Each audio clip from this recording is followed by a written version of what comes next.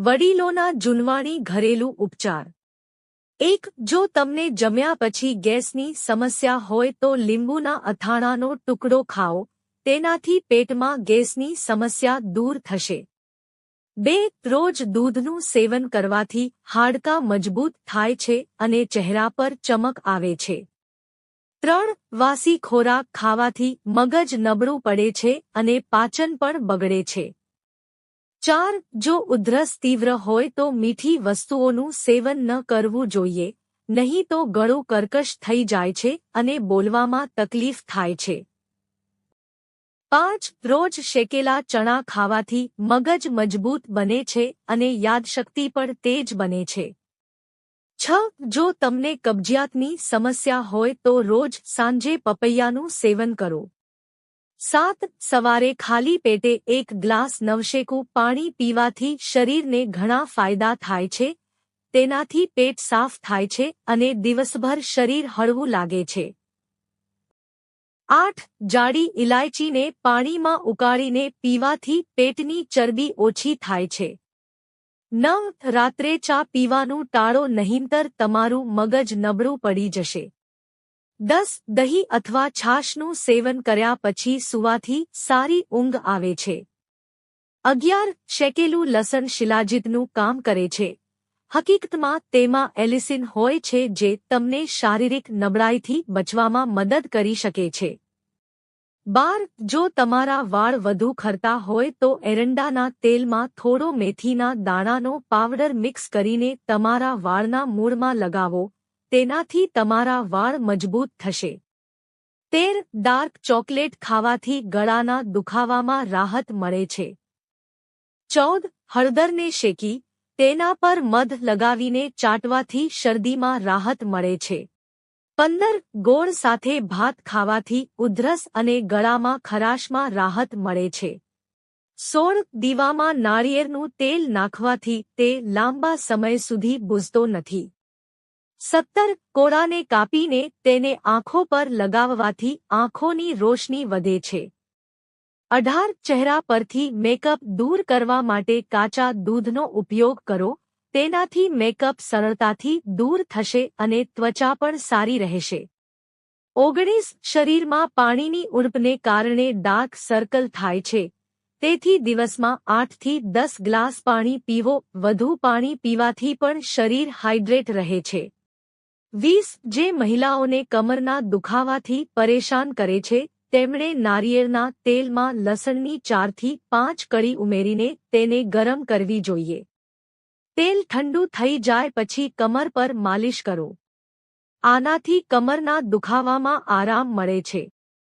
21. જો તમે માઇગ્રેનના દુખાવાથી પરેશાન છો તો તેનાથી છુટકારો મેળવવા માટે દુખાવાની જગ્યાને 10 સેકન્ડ સુધી દબાવીને છોડી દો.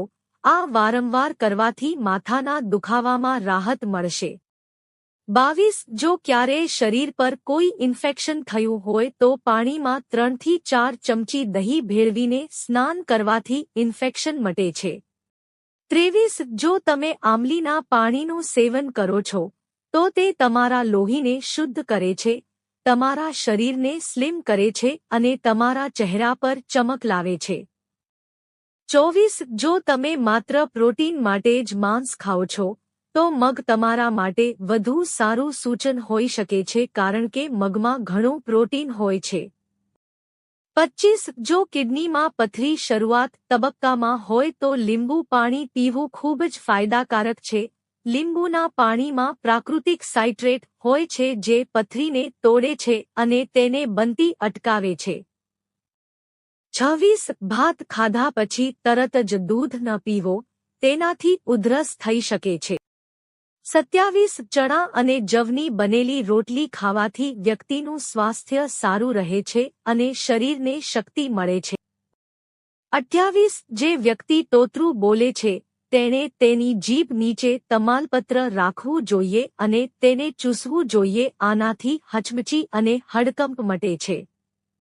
29. જો તમારી શરદી મટી ન રહી હોય તો ગાયના ઘીના 2 ટીપા નાકમાં નાખો અને પગના તળિયા પર માલિશ કરો. 30. જે ઘરોમાં કીડીઓ ખૂબ આવે છે, જ્યાં કીડીઓ આવે છે ત્યાં થોડો કપડાં ધોવાનો સાબુ નાખો, કીડીઓ ભાગી જશે.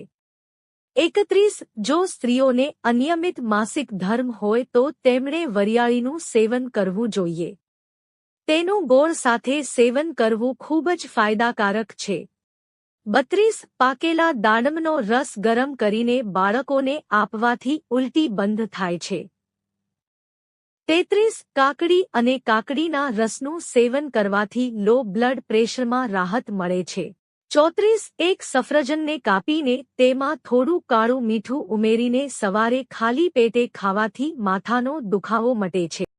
35. જે લોકો દરરોજ 2 થી 3 અખરોટનું સેવન કરે છે તેમને ડાયાબિટીસનું જોખમ ઓછું હોય છે.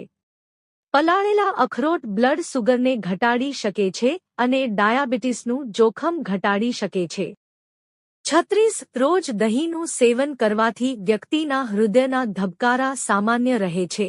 હાઈ બ્લડ પ્રેશર, હૃદય સંબંધિત બીમારીઓ અને કિડનીની સમસ્યાઓનું જોખમ પણ ઘટી જાય છે. દહીં શરીરમાં કોલેસ્ટ્રોલને વધવા દેતું નથી. 37. તમે તમારા શરીરને જેટલો વધુ આરામ આપો છો તેટલું વધુ તે માંગશે અને તમે તેને જેટલું વધારે કામ કરશો તેટલું તે કરશે. 38. જો તમને વારંવાર ઉધરસ આવતી હોય અને કફ નીકળતો ન હોય તો 3 થી 4 પલાળેલી બદામની છાલ કાઢી તેમાં સમાન માત્રામાં સાકર નાખીને પીસી લો. આ મિશ્રણનું રોજ સવાર સાંજ સેવન કરવાથી ઉધરસ અને ગળામાં આરામ મળે છે. 39. જો તમે આંતરિક રીતે નબળા છો તો તમારે દૂધમાં શિલાજીત મિક્સ કરીને ઉપયોગ કરવો જોઈએ. આમ કરવાથી તમારી આંતરિક નબળાઈ દૂર થઈ જશે. 40. થોડી માત્રામાં સત્તુનું સેવન કરવાથી પેટ ભરાય છે. ઉનાળામાં વધારે ખાવાનું મન થતું નથી અને વારંવાર ભૂખ લાગવાથી સ્થૂળતા વધે છે. આવી સ્થિતિમાં સત્તુ પીણું પીવાથી તમે ફિટ અને સ્વસ્થ રહી શકો છો અને વજન પણ સરળતાથી ઘટાડી શકો છો. 41. શરીરની પાચનક્રિયા નબળી હોવાને કારણે કબજિયાત અને એસિડિટીની સમસ્યા થાય છે. આવી સ્થિતિમાં ગોળ અને ચણાનું સેવન કરો. તેમાં ફાઇબર હોય છે જે પાચન શક્તિને સારી રાખે છે. 42. એક ચમચી જીરાને 1 ગ્લાસ પાણીમાં આખી રાત પલાળી રાખો. સવારે તેને ઉકાળો અને તેને ચાની જેમ પીવો. દરરોજ તેનું સેવન કરવાથી શરીરમાંથી વધારાની ચરબી દૂર થાય છે. તેને પીધા પછી 1 કલાક સુધી કંઈ પણ ન ખાવું. 43. ડુંગળીને પાણીમાં ઉકાળીને તેનો રસ પીવાથી પેશાબ સંબંધિત સમસ્યાઓમાં રાહત મળે છે. 44. વેલાના પાનને પીસીને ગોળ ભેળવીને ગોળી બનાવીને સવાર સાંજ સેવન કરવાથી વાયરલ તાવમાં ફાયદો થાય છે. 45. દિવસમાં માત્ર 2 કાકડી ખાવાથી સ્થૂળતા ઓછી થાય છે. 46. જો તમને પથરીની સમસ્યા હોય તો બને તેટલું નારિયેળ પાણી, લીંબુ પાણી અને સાદું પાણી પીવો. 47. કિડની સાફ કરવા માટે તરબૂચ અને ધાણાનો રસ પીવો. 48. દહીંમાં થોડું મીઠું, કાળા મરી અને શેકેલું જીરું ભેળવીને રોજ ખાઓ. તેનાથી તમારું પેટ હંમેશા સારું રહેશે. જો તમને આ વિડિયો ગમ્યો હોય તો લાઇક કરો, મિત્રો સાથે શેર કરો અને ચેનલને સબસ્ક્રાઇબ કરો. ધન્યવાદ.